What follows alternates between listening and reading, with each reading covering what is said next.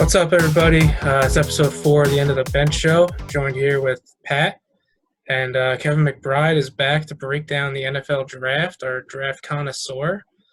Pat, Kev, how you guys doing? Doing really well. Doing well, bud. That's good. That's good. I know Pat and I broke down day 1 and 2 of the Jets draft on Saturday, but we're going to break down a little more teams. We're going to break down the full Jets and Giants day. Just like quick hits on a few teams that we were interested in, a few picks that we are kind of skeptical on, or a few picks that we love too. And then we have a special segment for a special listener at the end of the bench show at the end. But let's get right into it. Let's start with the Jets. And I guess I'll start with you, Pat, because you're the Jet fan here. And then Kev, feel free to chime in. Yep. What did you think of the full draft for the New York Jets? Personally, I loved it. I think they hit pretty much everything on their list in terms of needs. They were able to get some offensive line help with that first-round pick in Mekhi Becton. They ended up also getting Cameron Clark out of Charlotte over in round 4. So they filled in the offensive line needs. They got their wide receiver in round 2. I was a little nervous when Joe Douglas traded away that 48th overall pick. Was still able to drop the 11 picks to 59 and was still able to get the guy they wanted. So that was big.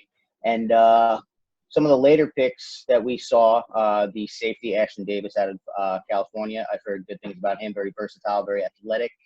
Yeah. And they were able to get some edge rush help in Jabari Zuniga from Florida. Second time around in 2 previous years with an edge rush from the Florida Gators last year. They went to Ja'Kai Polite. That didn't work out. And one thing I was a little surprised with, I don't know if you'll agree with me here, Scott, is the QB selection, James Morgan from FIU in that 4th round. I saw a lot of people who were a little surprised with that. I get it. Always good to have that backup quarterback. But the surprise was why they didn't go Jake Fromm, who was still on the board at that time. Yeah, I saw a lot of skepticism too. A lot of that comes from, James Morgan going to FIU, which, no one pays attention to. I'm certainly not going to pretend like I pay attention to. But, Jake Fromm, his biggest knock was his arm strength, and, MetLife, as we know, Peck, it's extremely windy in the heat of the season, Jake Fromm would have been the backup regardless. James Morgan's going to be backup regardless. We needed to get someone, but I guess maybe they saw something in Morgan that they didn't see in Fromm. I would assume that they could have waited till round 5 to maybe get this guy. I don't know. So I was skeptical just of the position that we were in the draft to draft him, but I didn't hate it. What do you think, Kevin? Yeah, I didn't hate it. I was a little, when it happened, I was like, QB. All right. I thought maybe they'd try and go with another receiver or try and get their first corner. They didn't select a corner until the 5th round, which was Bryce Hall from Virginia. They also traded with Indy to get Quincy Wilson, a cornerback. So I was just surprised that they would take a backup QB so early. But I don't hate it. Every team's got to have a backup. We see what happened, last year with Darnold being out as many weeks as he was, and that was a freak incident. Yeah. God forbid it was something even worse than that, and he would miss more time. So you got to be sure that you have that backup QB. Yeah, Kev, what do you think there? Yeah, I have some other Jet friends that were curious why we picking James Morgan there. But in all honesty, if you look at the draft, I feel like the theme of backup quarterback was kind of consistent. Packers drafted a backup quarterback. Eagles drafted a backup quarterback. I think as a Jets fan, you'd rather say, hey, I'll invest – what round was it? I'll invest a 4th-round pick into a quarterback so that way, just in case our quarterback goes down for a week or 2, that we're not throwing those games to the wind. And so, maybe teams like the Packers and the Eagles and the Jets are thinking, some foresight of, hey, if something happens to our quarterback, we need at least someone that's going to be serviceable to be in there. But I do agree with you guys, right? I think the pick of quarterback is fine. It's really smart to have good quarterbacks on your team. But the selection of Morgan over Fromm that's a real head scratcher when, like I said last time when I was on, sometimes these teams prefer SEC versus, I don't even know what conference Florida International's in, right? Like, sometimes you pick the guy with the better. Yeah, I don't even know. Sometimes you're going to want to pick the competition that's a little higher. SEC is certainly the best. So a little bit of a head scratcher why you don't pick Fromm there, but you guys got a quarterback, and if it takes a 4th-round pick to have, at least one less loss during the year, that's fine. Yeah, FIU is in Conference USA, so it's okay. I mean it's D1, but whatever. Something you said, like the Packers went backup quarterback, the Eagles went backup quarterback. The Eagles need their backup quarterback every year. The Jets have as well. well. For their Super Bowl year. I mean, if that doesn't say that you need a backup quarterback, then the Jets are 0-6 when Sam Darnold doesn't play. So obviously we need someone serviceable when he's not in. And I mean, Aaron Rodgers is Aaron Rodgers, but he, is getting older and he does break down from year to year. Like he doesn't. I can't remember the last time he played a full season, and I know for a fact they probably suck when he's not on the field. So, I mean, to your point, like backup quarterback is definitely important. I wanted to jump to a pick that I really liked, which was Bryce Hall. Oh yeah. Which was, I mean, I read this quote. We're all on Pro Football Focus right now, anyway. And if you go to like their day 3 section, it says, injury aside, Hall has some of the best ball skills we have ever seen here at PFF. So I don't know how long Pro Football Focus has been around, but I almost don't care because anytime you could say it's the best you've ever seen, it's still it's pretty damn significant. I mean, in the article that we're looking at, they even say if he had declared last year, there's a good chance he would have gone in the 1st round. And the fact that we draft him and he goes round 5, that's saying something. Round 6. No. Oh yeah, round 5. Round 5.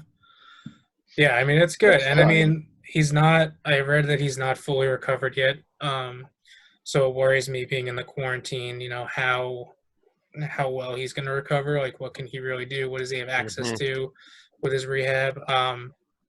But, 5th-round pick, if he needs a little time in the season to get healthy and still develop. I mean, we needed something. It was the position that I was a little scared we weren't attacking in the draft.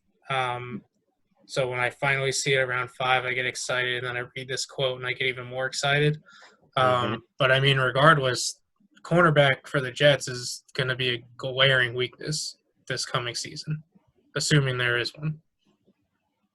You're right. Hopefully you guys don't have a weakness since you have someone like Bryce Hall there. But yeah, he definitely fell a little ways to you guys. But you guys should be happy you got someone like that. I think to answer your question, Scott, PFF's first draft that they covered was 2015. So even though the sample size is pretty small, right? 5 years, the best corner we've ever seen. It's still promising to hear. Yeah, this guy's got some really good ball skills. You can't teach that all the time. Some guys have that when they come into the league, or they don't. Yeah, and I was gonna try to do like a quick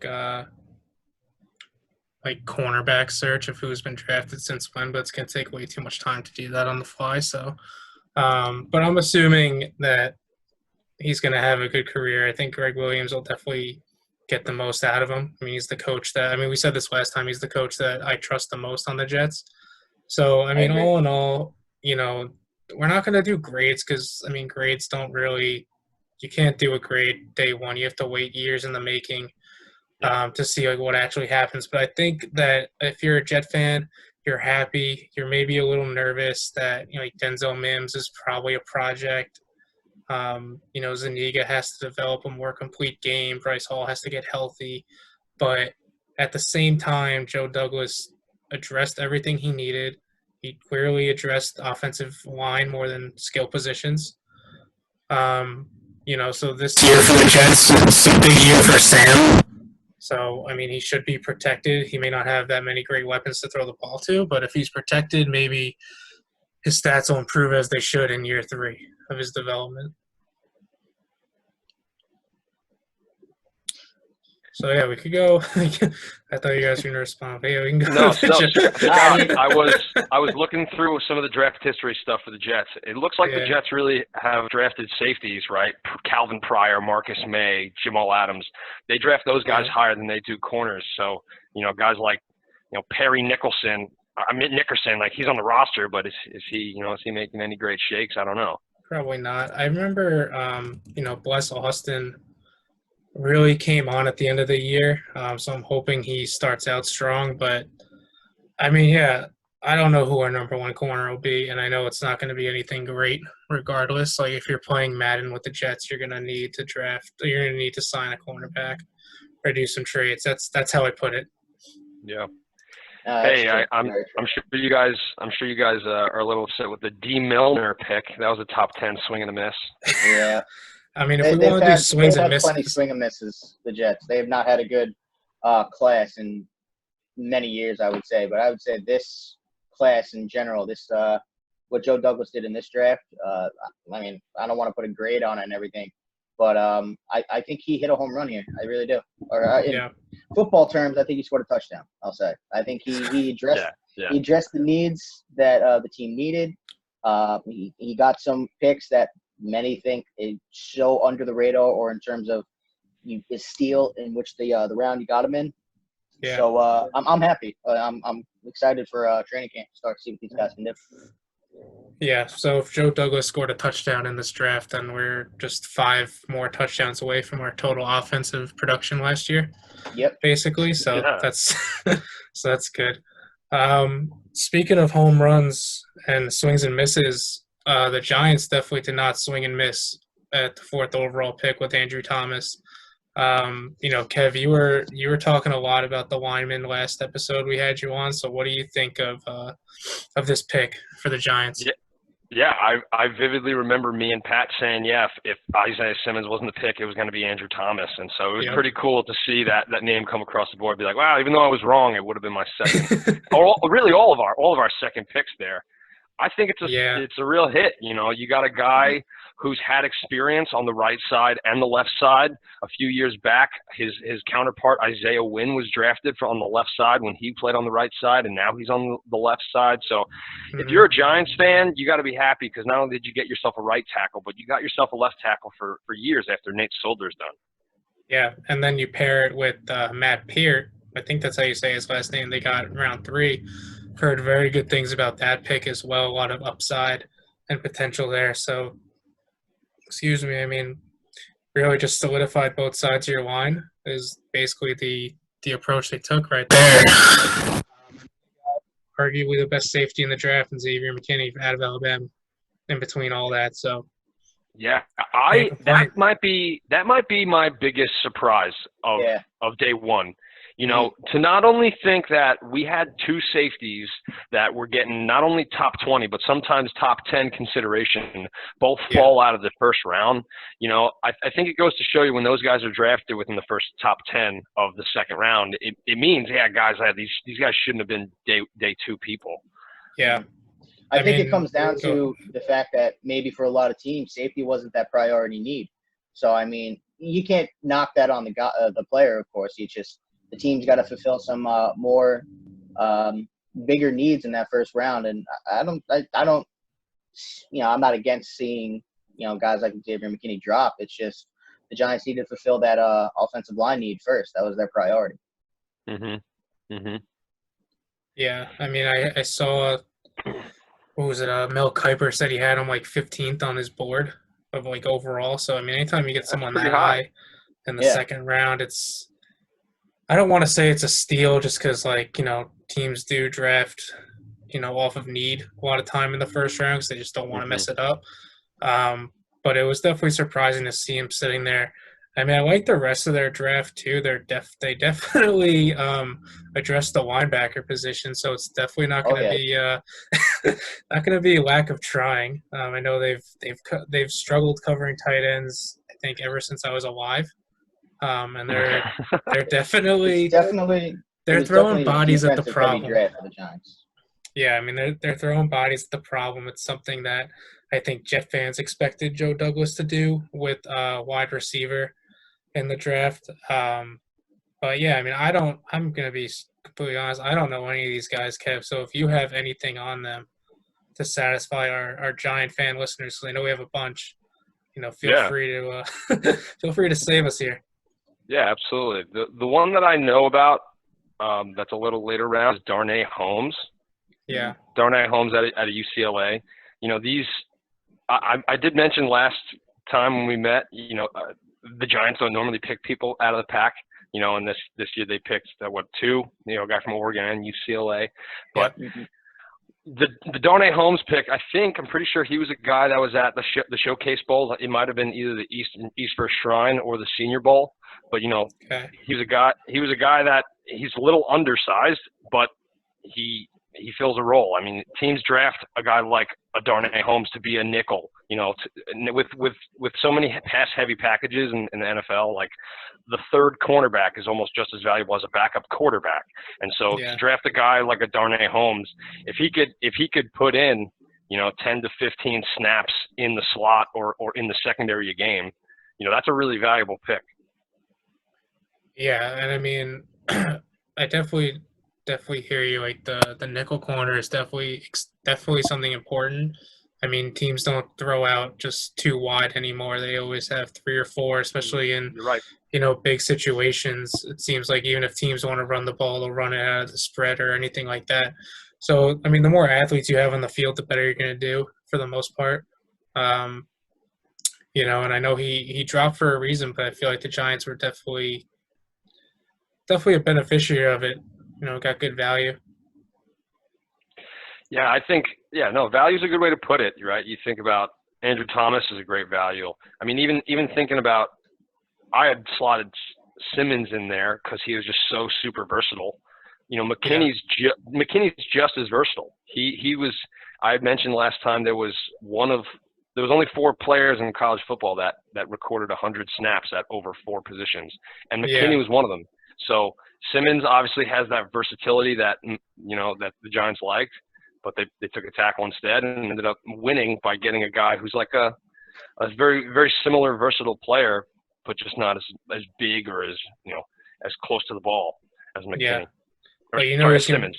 But he's well coached coming out of Alabama with Nick Saban. Definitely, most likely a smart player in terms of just his football acumen on defense. So, I feel like I never played football, Kev. I know Pat did. You played too, right? Mm-hmm. Yeah, me and Pat played together. I feel like, and I could be completely off base with this, but a big part of defense is just knowing where you're supposed to be and just having the intelligence to know, like, what the hell is going to happen. Mm-hmm. So, I mean, the more guys like that you get on the team, the better you're going to be, I would imagine. And, Nick Saban does nothing but turn out very productive NFL players and smart players. So, whether that's you always know where you're going to be or you're not going to take a stupid penalty and cost your team yards, you can't overvalue the intelligence aspect. No, absolutely. You could have all the skills and gifts in the world. Look at someone like a Brock Lesnar, right? Gifted as all hell, had no football IQ. That's why these guys didn't stick around. Yeah, dude, I didn't even know where you were going with that because I totally forgot he was an NFL player, and I was like, "Wow, we're really covering all our sports here." What was that, Pat? Man. I said I'm pretty sure he's even forgotten that he was an NFL player. It was that short of a stint. What position did he play? I have to look this up right now. I know he played line. I don't remember who was offensive. That's not surprising. Yeah. Yeah, it just goes to show you obviously need to have that football IQ and to be coached and trained up. And who knows, maybe Joe Judge now creates this pipeline from Alabama to the Giants. He worked at Alabama under Nick Saban, so you might try and find these character guys from these really good programs like McKinney. Brock Lesnar was a defensive tackle, and he tried out for the Minnesota Vikings, so I'll have to tell John too about that and get his opinions on it. John, tell him I say hey. I will. So I think now I want to get into like some bigger picture, like more week stuff. I mean, Kev, we did the Jets and Giants for us, so we might as well be polite hosts and ask you about the Rams and what they did. Were you happy with it as a fan? I mean, you have a lot of knowledge with the draft, so I'm sure you have a pretty good opinion on it. They didn't have a first round pick, so that's tough. But what did you think about their draft? Yeah, I honestly would have liked to see them address offensive line a little earlier. Yeah, I was pretty surprised with the picks. The first two picks we had were offense. I would have assumed that we would have gone at least offensive line, if any part of the offense or defense. But I'm not upset. We got two guys out of the SEC, Florida State and Florida. These are guys that are hopefully going to be contributors to the offense. yeah, A guy we talked about last time we met was Terrell Lewis. We talked about, hey, could he possibly be on the Jets? yeah, Could he possibly be on the Giants? But he fell to the Rams, and I'll say it again. He has a lot of potential because he played out in Alabama, but when a guy has injuries back-to-back years, like, it doesn't look super promising. It's just nice that we drafted someone at a valuable position early on because you don't always get those guys. right. But yeah, And go ahead, Kev. Sorry. no, I think we got two safeties that will contribute right away. I don't know about that linebacker from Baylor. Usually when you pick a linebacker late, they're kind of swing or misses. You don't really find Luke Kuechly's in the sixth and seventh round, right? Yeah. Those guys kind of rise to the top. So, yeah, I think the Rams overall addressed what they needed. Kicker was a huge need. We lost Greg Zuerlein in the offseason to the Cowboys, so drafting a kicker was something that we couldn't have passed up on either. Yeah, and I know you said you want to see them hit offensive line a little earlier. And, you're not kidding, dude. Round 7, pick 250, last pick of the draft, and it's the only offensive lineman you get. Yeah, right. That's got to be rough.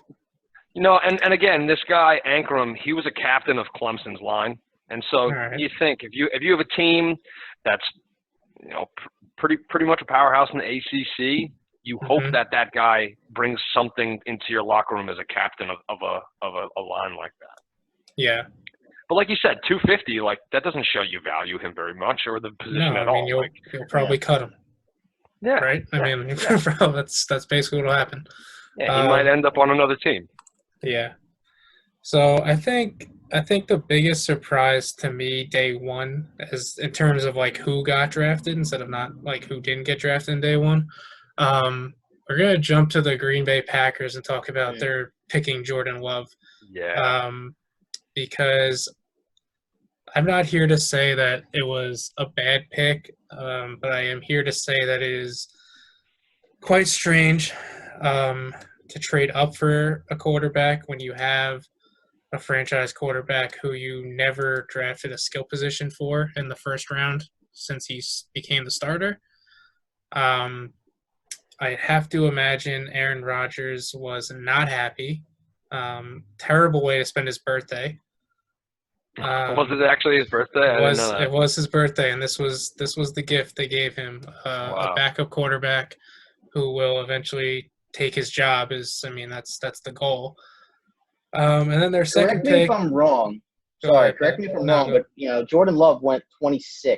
Wasn't that the same spot where Rodgers got drafted? I don't know. I think Rodgers was 24. Was he 24? Okay, I thought he was 26 or something. But no, they even talked about it on the broadcast to the day how many years ago Rodgers was drafted, Love was drafted too.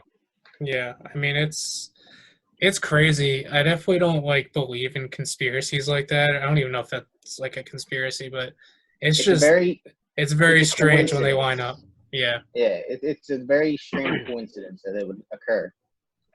But then, it's not even the Jordan Love. The Jordan Love is what stands out. But then you go down, draft a running back in round 2. Okay, Jones is amazing, but you probably need some protection there. Draft a tight end in round 3. And then you go linebacker, tackle, lineman, defensive back, and edge. You don't even get them a wide receiver. All they have is Devontae Adams.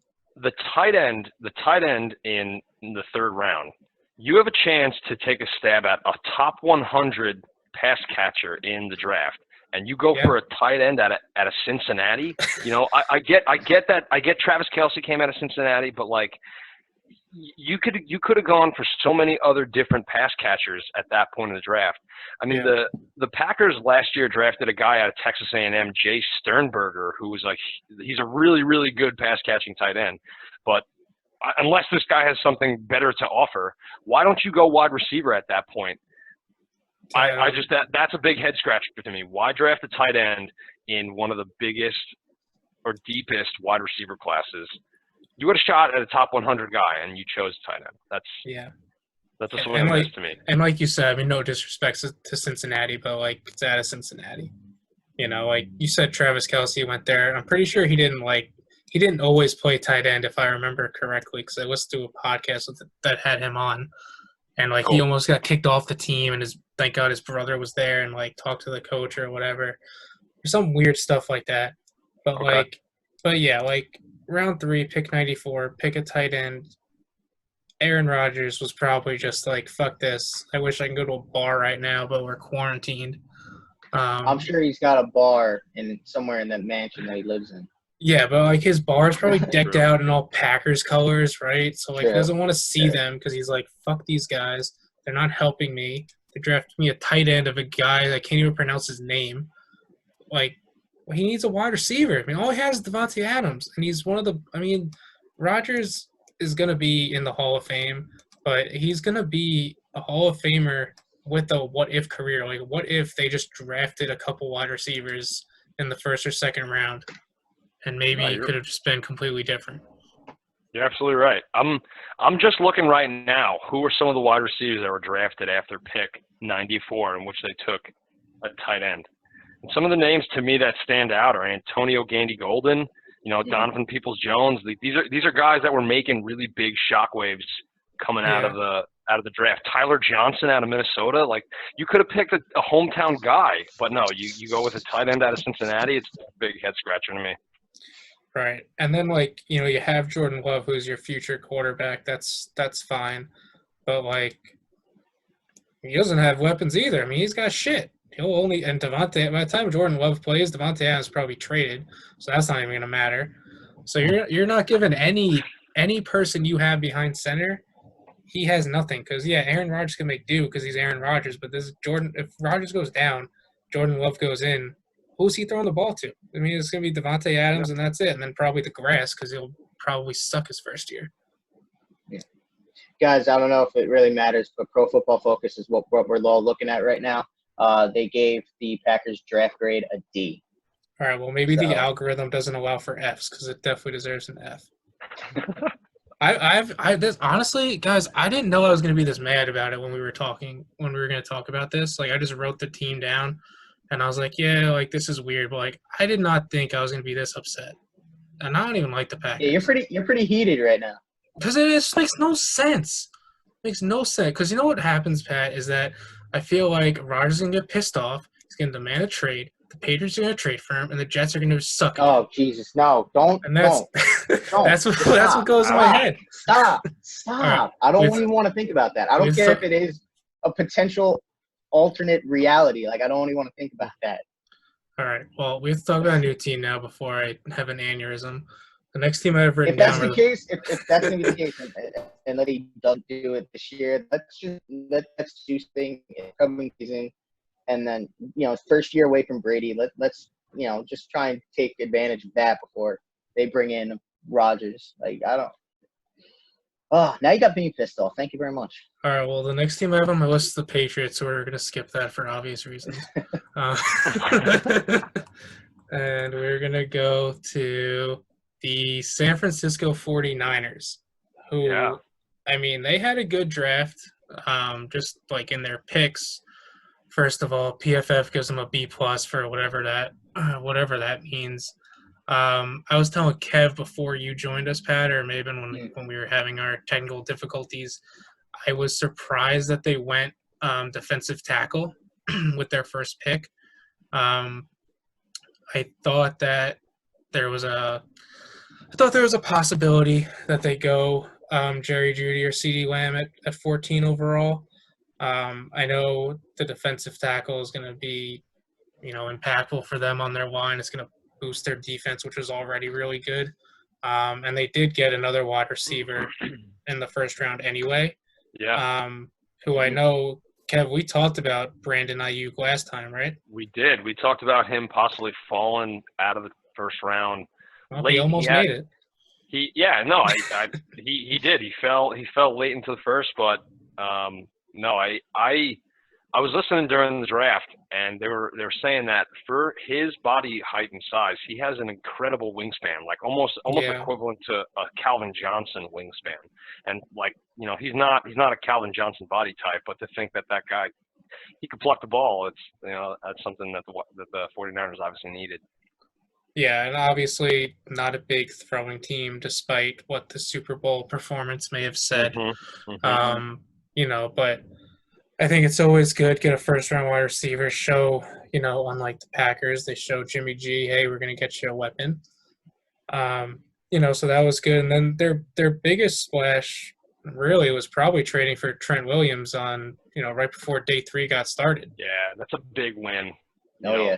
Not only do you draft Kinlaw and let the rich get richer by having such a stacked D line, you go ahead and trade Trent Williams, who he's a veteran. He knows the techniques. He knows the things. You know, you talk about football IQ, Scott. That's something that you can't draft in the 4th, 5th round all the time, right? You got 49ers drafted a tackle out of West Virginia. You know, I'm sure that's a project.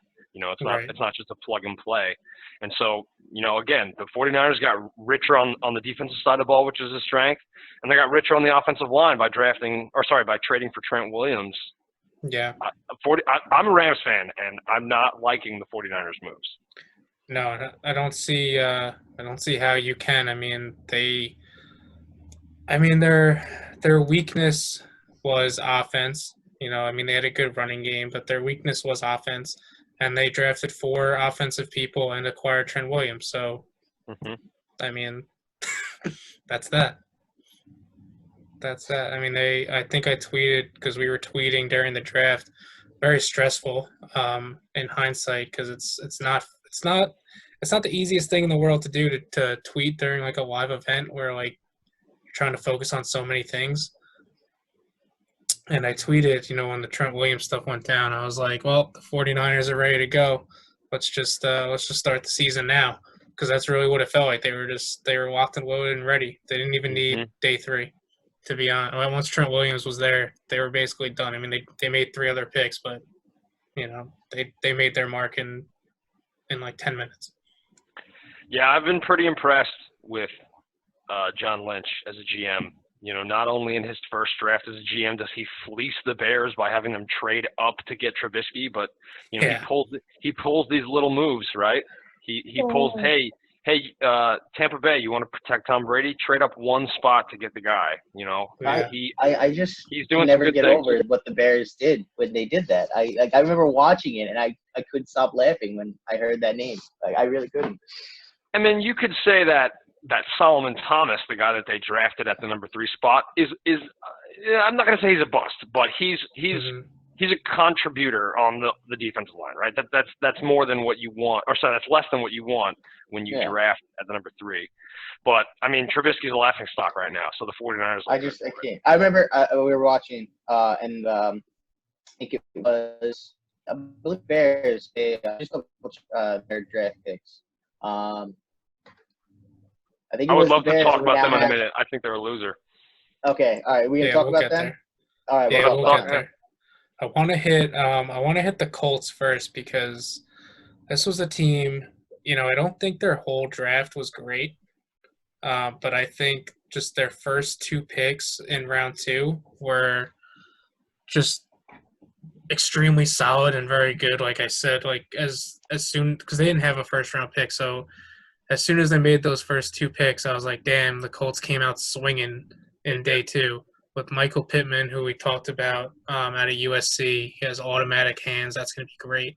And then Jonathan Taylor, which was, was he the best running back prospect ever, or was he just like one of the top ones? Well, if you look at the stats would tell you he's the best. He came off of 3 seasons with over, 2,000 all-purpose yards. So, you got a guy who's ultra productive against pretty good competition, right? It's not like he's at a small school tearing up all the Right. teams he plays.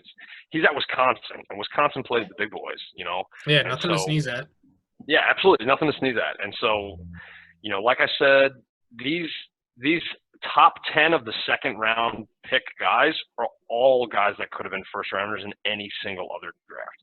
And so for the Colts to swing at Pittman first and then get Taylor, like that's a win-win. You know, Pittman might have not been there around the second pick, but Taylor did not deserve to be there at 41. He is certainly a top 30 player in the draft coming out. When we look back in a few years, we're going to say, wow, how did Jonathan Taylor slip to the second round? The same way we see Derrick Henry lighting up the playoffs. Man, how did Derrick Henry slip to the second round? Right? That's going to be the same exact thing we're going to be talking about in a few years. Yeah, I mean, and then I also think Jacob Eason, you know, round 4, backing up because Rivers is on the Colts now, right? Mm-hmm. Rivers is on the Colts. I love this pick. I like this pick too. This would have been a spot where I like Jacob Eason more than Jake Fromm, but this would have been a spot where I would have liked Jake Fromm to go, just because like the arm strength. He'll play most of his games indoors, but you know, I like this pick for the Colts. It was really the only other thing that really stood out to me from their draft. You know, I don't know much about any of these other guys. The safety was a good pick in round 3, but it really, for me, my intrigue with them stopped at Jacob Eason.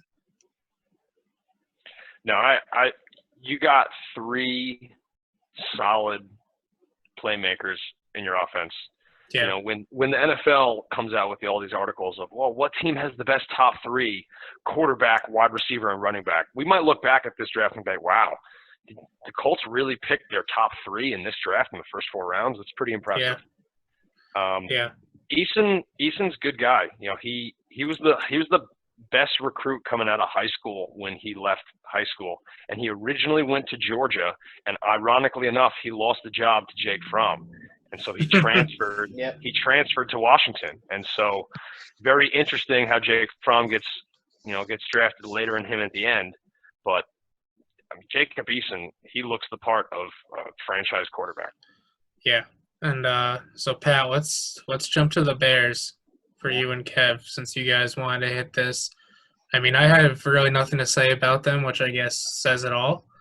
You know, Cole Kmet, I heard was is that after their first pick in round 2 at 43, they took Cole Kmet, the tight end out of Notre Dame. They then had a graphic about how they now have 10 tight ends on their roster. I can't fathom the fact that they have potentially 10 additional targets that could be for Mitchell Trubisky, and he would overthrow every single one of them.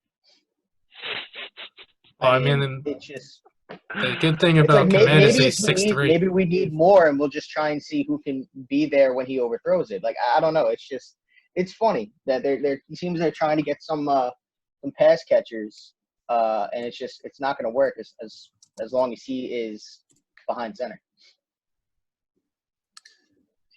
Yeah, I mean, it was a rough draft. I mean, the coolest thing about Cole Kmet is that he used to be a pitcher, so like it'd be pretty wild to get in the box and you see this 6'6", 262-pound behemoth of a man on the mound 60 feet away throwing 95 at you. Yeah. I mean, that's my nightmare. I couldn't hit 70, so 95, forget about it. I'd be fucking done. But you know, what else about this draft is extra poor for the Bears? If you ask me what's extra poor, they, just like the Rams, they waited till the 7th round to draft the offensive line. Mitch Trubisky broke his shoulder last year. What the fuck are you guys thinking? You guys got to protect him. Sorry, I shouldn't have cursed on the podcast. I'm sorry. I don't. But please. No, really, you guys, the Bears got to be thinking we need to protect our franchise that we put into Trubisky, right? When you draft a guy number 2 ahead of Watson, ahead of Mahomes, you know, you gotta at least help him out a little bit. But to wait until the 7th round to pick a guard and a tackle, that just shows, did you not value that position going into the draft? Did you not value protecting the run or protecting the quarterback and helping the run Right. game? That's a real head scratch for me. Well, yeah, it's a head scratcher when you think like it's the deepest draft at offensive line and wide receiver, and you don't value it. Like even if you don't value it, you'll walk into getting a good pick like in the third or fourth round. But to wait till like round 7 is just, I mean, that doesn't make any sense. And it's actually back to back. They picked 226 and 227, which is cool.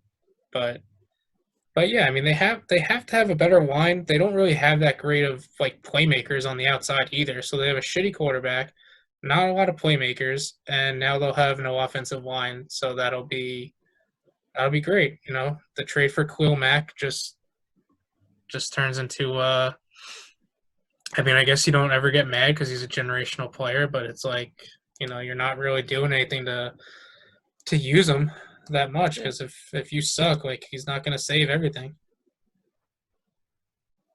But um, but yeah, and the last team I want to hit is actually one that I'll probably talk a little bit on Thursday about because I'm having friend of the pod Nick Landy on from the Landy Watch. Kev, why did we see the Eagles draft Jalen Hurts at pick 53? Yeah, it's a good question. I did mention how, the valuing of backup quarterback was a little bit of a theme this year. Yeah. But I don't know. In my eyes, he doesn't really fit what the Eagles like to do, right? The Eagles are typically a pocket passing team that can rely on Carson Wentz's athleticism and ability to get out of the pocket and just create plays. He's made some crazy plays by just sneaking out of sacks and things like that. So maybe that's what they value in Jalen Hurts. They value his flexibility, his ability to make plays out of the pocket. There's a little bit of me that sees some Russell Wilson in Jalen Hurts. And okay. That was a comp I remember hearing about him. I just, the guy won at Alabama. He made Oklahoma a contester. Like these are traits that you don't find in every single player in the NFL draft, let alone a quarterback. And so maybe it came to that time where, hey, we're at pick 53. This guy should be a top 50 player, and the Eagles just stuck to their board. Maybe instead of reaching for a need that the Eagles had, right? I mean, the Eagles addressed wide receiver. That was a huge need. The Eagles secondary isn't that great. They could have gone safety. They lost Malcolm Jenkins. I can't say his name. Malcolm Jenkins. Thank you very much. Malcolm Jenkins. Yeah, he's on the Saints now. And so they could have gone safety. They could have gone secondary, but instead they choose a Jalen Hurts. I don't know. Maybe they don't want to make the Super Bowl with a backup quarterback again, and they'd rather have a guy that they can trust. Yeah, I mean, I definitely understand the need for a backup quarterback, especially, Carson Wentz's injury history. But I read that they could use Jalen Hurts like in a Taysom Hill role.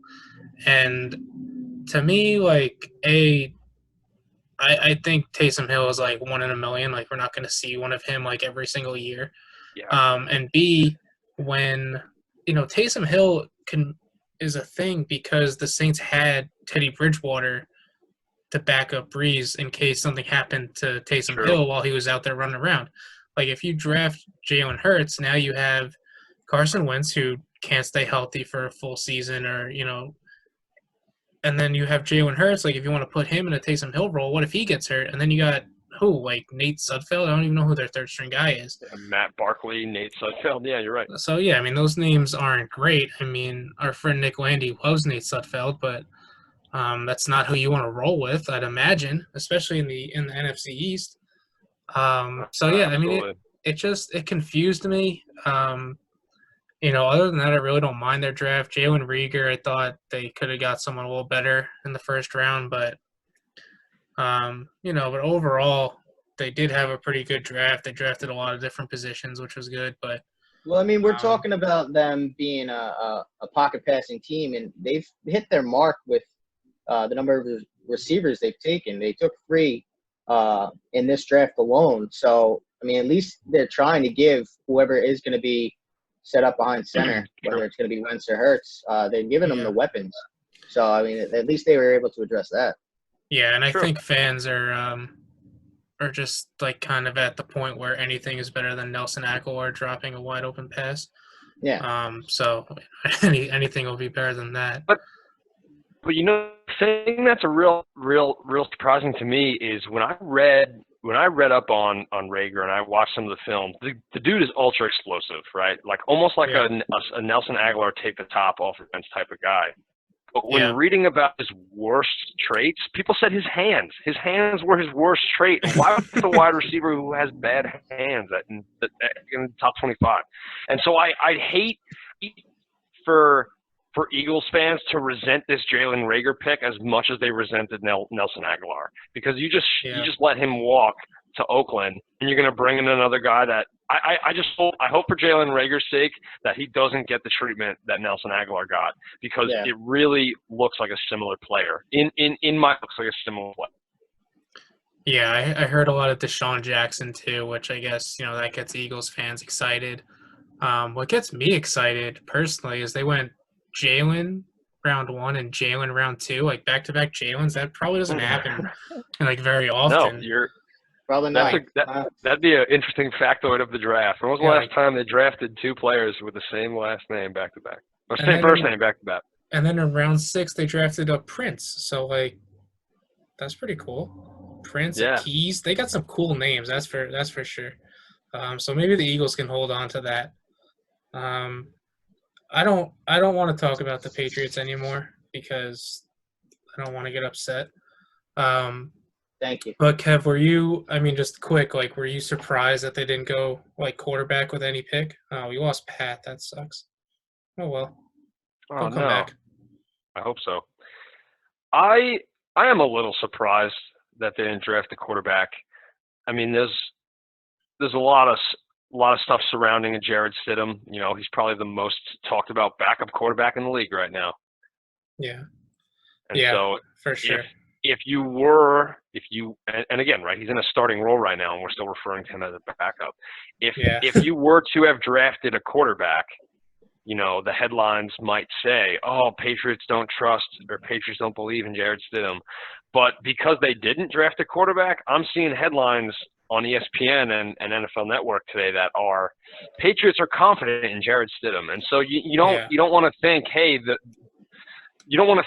Patriots drafted this for a PR, positive PR. Like, that's not the reason why you didn't draft a quarterback. You actually do believe in Stidham and Hoyer. But no, I'm not going to lie. I expected them to be drafting a quarterback. I think a lot of people did. Yeah, I definitely expected them to, like, at the last minute trade up and draft Tua. For sure. You think Tua would have been their target? Yeah, I think so. Okay. I think so, because, like, I know there's a very real possibility Tua doesn't have a long career, but there's also a very real possibility that Bill Belichick doesn't have a long career left. So I think he would have just tried to go, whether it's a flash in the pan in Tua, or like if you get 5 years and win, one, that all he needs to do is win one without Brady and people shut up. So I think that, I think you would have went Tua. That's what I've been saying. Like, this is going to be a big year for both Bill Belichick and Tom Brady. Now you kind of see who needed who more. I don't know. Maybe I'm the only one saying that, but I like to think, all right, let's see who was the real, the real gift in that relationship. Mm-hmm. Yeah, I mean, it's definitely something that's being floated. I just, personally don't think that, I just think the pairing is the pairing. I think they'll both be fine without each other, but together they're much better than they would be apart. I think. I mean, even, Brady may have, an amazing season this year because he has amazing weapons and, Mike Evans, Godwin, Gronk's coming back. Hopefully he's good and healthy. And he has Bruce Arians, which is an amazing offensive mind. So I'm sure he'll have a good year. And, Bill Belichick lost his starting quarterback who's been there forever. So he's probably not going to have as good of a year. But I don't think we can, judge, who needs who more based off this year. I don't know, like, because Brady won't be around long enough for us to really say it definitively. In my mind, I know people will, but in my mind, like, they're just not going to be around long enough apart to really make a case. You know what's interesting to me is I wonder if other sports influence the way we talk about Brady and Belichick. Let's take the Miami Heat, for example. When the Miami Heat said, hey, we're going to win 6, 7, 8, whatever, how many championships, people weren't like, wow, Eric Spoelstra, he's the guy. He's going to be the next best thing. Like it's almost like, Wade and Bosch and LeBron made that coach great. But in the NFL, it's the opposite.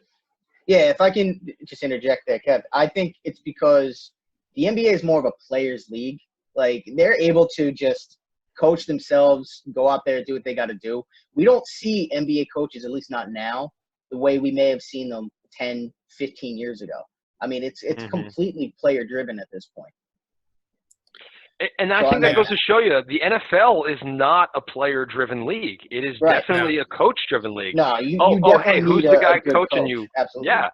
And so I think Belichick's going to have more success than Brady post breakup, in my opinion. I'm thinking that too, to be honest. Yeah. Yeah, I think when it comes down to it, it's probably true because I think Belichick will also just outlast Tom Brady. So eventually, like, you go by success, you'll go by numbers, and he'll just have a bigger sample to go from.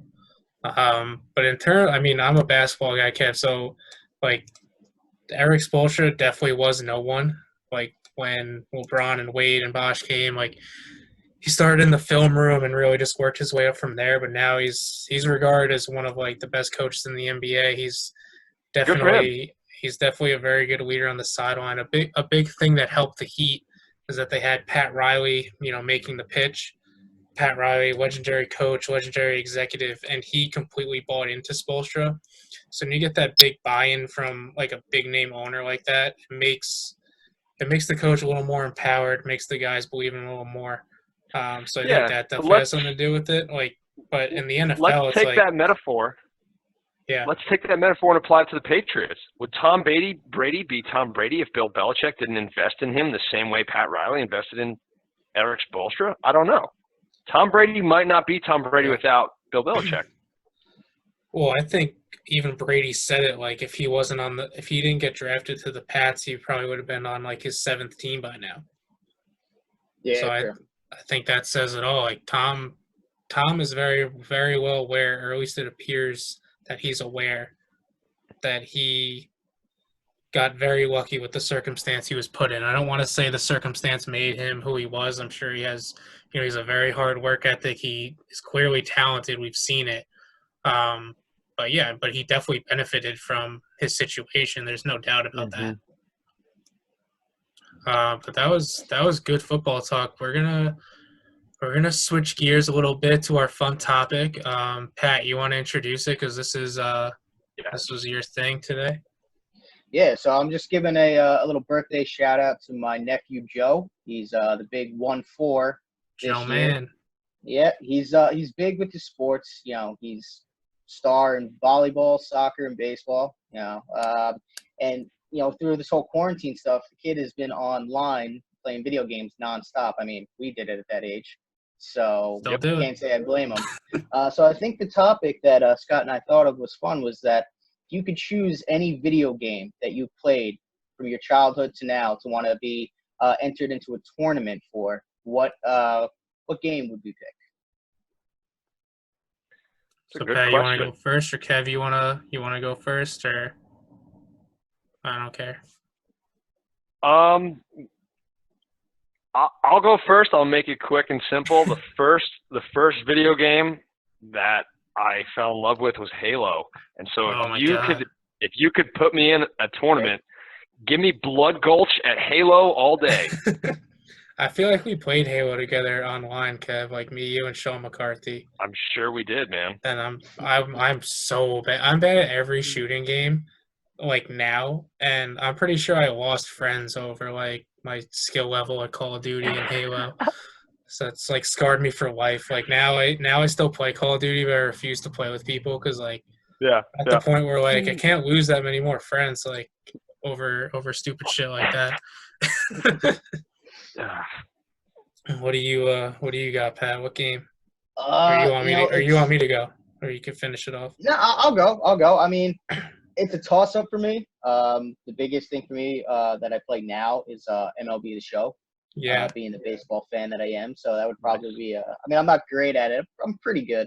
But I mean, I would love to. If I had to pick, that would be cool. But another game that if I could do a tournament for growing up was Gears of War. Oh Like yeah. Yeah. to me, that was the game growing up. I And never played just that logging one. on. I remember, we would play that, basically from dusk to dawn, growing up, and it would probably be between one of those two. Yeah. Were you good at Gears? Like, because I I was was pretty not. good at Like, Gears. I played once at Brian Grambo's house, and I lasted 5 minutes before he got pissed at me and took the controller away from me. So. No, I'm pretty good at Gears. Honestly, Kev, you said Halo. I never really played Halo that much. For me, it was like Gears and Call of Duty. Those are my two games. So you're going with Gears instead of the show?